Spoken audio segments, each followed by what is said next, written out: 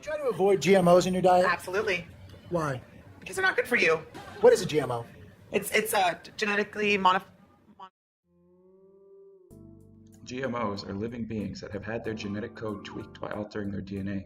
Genetic modification has many applications, the most prominent being in the food industry and the pharmaceutical industry. 98% of farmers believe GMOs are the most important factor in their ability to lessen environmental impact on their farms, because they help improve air quality and reduce water pollution. Let's look at an example of how GMOs have improved farmers' lives. Eggplant is an important crop in Bangladesh, but often whole harvests are destroyed by pests. Farmers had to rely heavily on pesticides. Not only was this very expensive, farmers also frequently got sick. The introduction of a new GM eggplant in 2013 stopped this.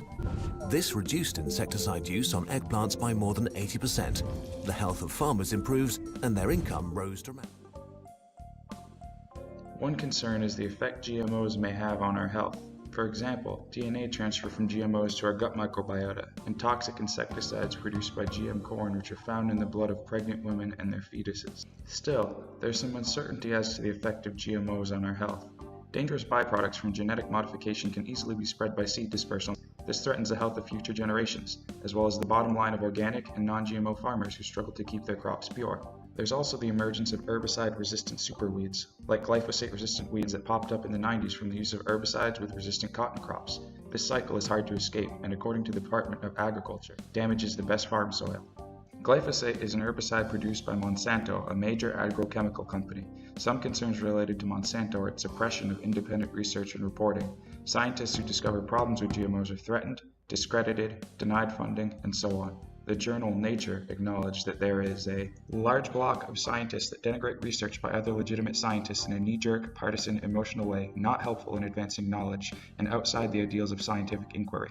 They dominate the market with their research in genetically modified seeds and are looking to extend into milk production with output-boosting growth hormones, putting those who don't use them at a commercial disadvantage. In 2016, Monsanto was acquired by Bayer, a German multinational pharmaceutical and life sciences company, and one of the largest in the world. This brought together two very different companies with complementary strengths. The large conglomerate concerns competition regulators and environmentalists alike. Herbicide-resistant cotton and many other crops in the US would now be under a monopoly or near monopoly controlled by Bayer Monsanto, as determined by the Justice Department. America's farm system is of critical importance to our economy, our food system, and our way of life. America's farmers rely on head-to-head competition between Bayer and Monsanto. The merger eliminates direct competition between the two companies. They argue it will provide necessary information to feed a growing population. For consumers, it will probably mean less choice and higher food prices. For farmers, it's a frightening thought that a giant now has access to tons of farmer data and the ability to squash out small farmers who try to find other options for their seeds. Some of Bayer's stakeholders are critical of it for fear of shifting too much funding to agriculture and away from pharmaceuticals.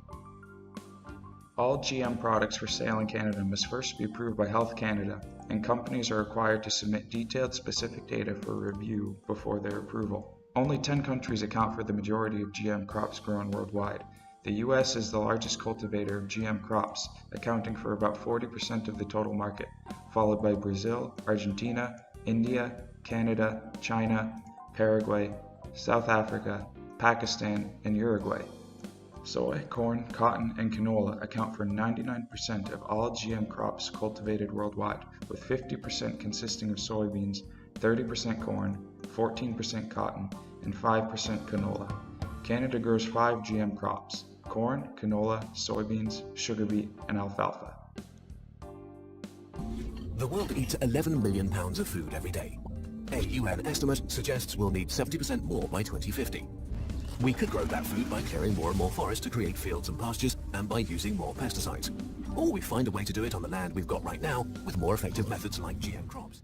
Another alternative looks at replacements for GMOs, also introduced from Monsanto, which is RNA interference. It is a natural mechanism originally used to protect cells from viruses. Scientists discovered a way to trick the cells to destroy the plant's own genes, which could silence specific proteins temporarily. Overall, GMOs still remain a controversial subject. While they seem like an ideal way to increase crop yield and durability, the public perception, scientific disagreement, and unknown long-term effects will cause GMOs to remain a source of controversy. No single crop or approach of farming can possibly feed the world. To prevent billions of people living in hunger, we will need to use every one of them. Thank you for watching. I hope you enjoyed.